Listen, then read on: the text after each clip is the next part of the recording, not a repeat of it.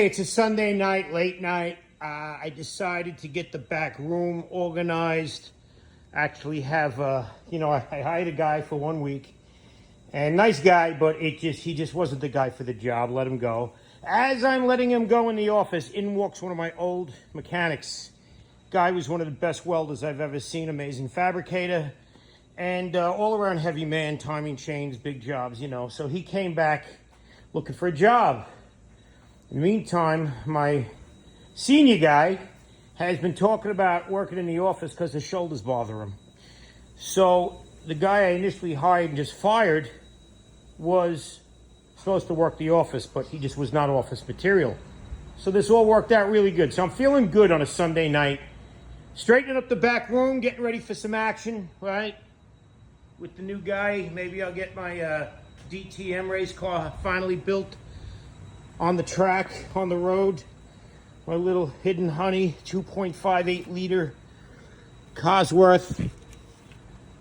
Right, my circle track engine that made 190 at the wheel with all stock in it, fuel and electronics. You weren't allowed to do any of that. I mean, it's supposed to be a stock engine at the circle track, but yeah, internally it was all built. But anyway, also got some pretty cool things I'm doing with some flywheels, lightening up the 190E Cosworth flywheel, taking a lot of poundage off, something I do on all of them. And back when the dollar was almost even with the euro, I went ahead and bought in the back room. I bought this bad boy. I tell you the truth, I'm not really too happy that it goes on my car and their logo is upside down. So their logo is upside down on my car, and their answer was, well, it fits other cars and it sits right on those cars. Jesus Christ. Whatever. It is what it is. At the end of the day, this is what's important. It fits the Cosworth. I will make everything else work. Also, I tried to get an oil filter relocator and everything else, and they jerked me off. Didn't call me back, and ultimately I'll make one of them also. So I got to do a little cleaning. I'm pretty excited. I feel good when I come in at night. Let's do a little walkthrough down the honey hole, because what a honey hole it is. If you're a tool nerd like me, and by the way, I own worldsbiggesttoolnerd.com. Yes, I own that .com. But if you're a tool nerd like myself, this is like porn right now. But if you're one of those other idiots that just watches my channel, because I'm an amusing guy sometimes, and you're just going to say, hey, Steve, where are the Percocets? Hey, perk, gonna get all smoked up and eat the perks. Well, whatever, enjoy. As long as you like and click and all the rest of the crap. But anyway, the reason I actually started this video is not to do a Sunday night walk around, because I remodeled and got all the toolboxes in one place, right? That's what I did. I got sick of having them all over the place. Look at these wheels, all BMW, all new late BMW. Few Mercedes, of course, but mostly new BMW needing minor work. That's something we can do here also. But anyway, I'm not here showing off how much space I made in lieu of my new guy coming back, because now we're going to start digging into the welding again like we used to. And also I got a bunch of these kicking around. All right, I got 4 of these old diesel Chevy engines laying around. Yes, sir. 63s, baby. I got a bunch of them. We're going to build them up and try and shoehorn them into W202s. This is turning into a Mercedes retro video, but no, it's not. It's about people who bring filthy cars to the shop for work. It's ridiculous. So we got a bunch of cars in. It's kind of picking up a little bit. For me, this is kind of like quiet, actually. Usually the shop is got a lot more going on with it. We're parting out cars. Got that V12 for sale, 205, twin turbo, baby. Beautiful car, no lights, nothing. Ready for the road. I'm putting a steering rack in it. 8,500 off it goes. COK parts car, S55 parts car. So this thing. Yeah, I don't know. I'm paying attention to this idiot who's telling me that you should put coilovers in it. You should go and put that aftermarket coilover kit and all your troubles will be over. Yep, go ahead and put this shit in them. Yeah. Guy drove out of the shop, lost his mind about how crappy the car drove, paid me, drove right to me and paid me to put all his original suspension stuff back in the car. And I gotta tell you, I drove it with those shocks. It was horrible, unsafe. It was bouncing all over the road, didn't handle, drove like ass. Don't do it. Don't make the mistake this guy did.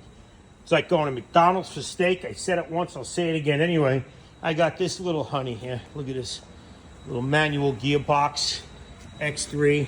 I got it on Facebook, right? And I say in the ad, do not be a keyboard pirate and send me offers. Come look at the vehicle. 3,000, 2,000. I got it for 5,900. It's worth every penny. I mean, this is that truck that's worth that kind of money. But what I did was I was doing a deal with a local idiot who backed out because his wife didn't want to buy a shift stick because he's that kind of guy. He wears the skirt. So I had sold it to him, 5,500, more than fair. And I said, you know what? I'm doing four-wheel brakes, new tires, front coils and shocks. Whoa, wait, it needs an exhaust vanos. Gonna do that too. Transfer case has a problem. Gonna fix that. Do a little gear swap deal. But anyway, I didn't even tell anybody about it in the ad, really. I might have put some of the things, but I'm going a distance on this car. And when the right person messages me and says, look, man, I got cash, I'm coming. I'll give you 5,500. He's going to get the car with all that work done to it. I might even have the hood painted and the bumper done. I'll really make it nice. But until then, I let all these idiots on Facebook try to educate me. I love it when some know-nothing idiot Facebooker tells a guy that owns this shop what the value of a German car is. Dumbass. Dumbass! Fucking idiots. Anyway, here's another guy that has had his vehicle worked on by the Instagram famous idiot. $17,000.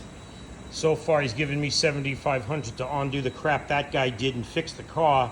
And now he comes back with a coolant leak on a pipe that's stuck in the back of a cylinder head. That's a press fit. When pipes are press fit, they shouldn't leak. And if they do, well, you got a problem and the head needs to come off. Man, do I feel bad for this guy. 63 is up for sale.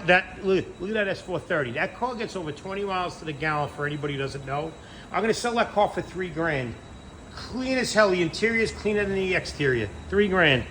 And I'm going to let them grovel on Facebook and try to educate me that I'm asking too much. Tell me I don't know anything about cars. And tell me how I should give it to them for $1,000. This car, I'm going a distance on. I'm waiting on the title.